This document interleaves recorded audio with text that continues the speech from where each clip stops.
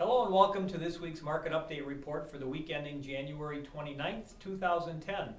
This week's report comes from a January 22nd edition from BizTimes, which states to expect a slow economic growth in 2010.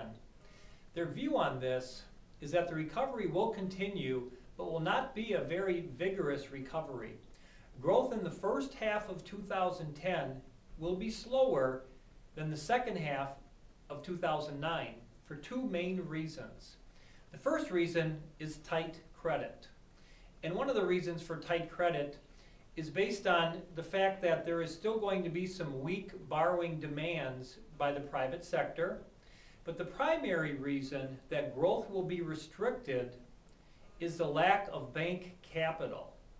Even though banks raised an unprecedented amount of equity this past year, they had an unprecedented evaporation in the past 2 years. Another reason for tight credit is the increase in commercial mortgage defaults. Although residential mortgages is actually 3 times as large as commercial mortgages, the losses in association with commercial mortgages will be very significant. The other reason for the slowdown in economic recovery is the stubborn job market.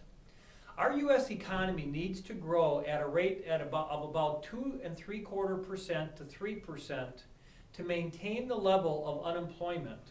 Well, right now the forecast is that the economy will grow at about a 2.5% rate, which then we expect the unemployment rate to actually be higher in 2010 than in 2009.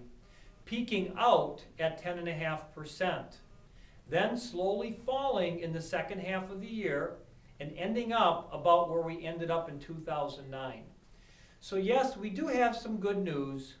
The economy is growing in 2010, however, it will be a slow growth. Thanks and make it a great week.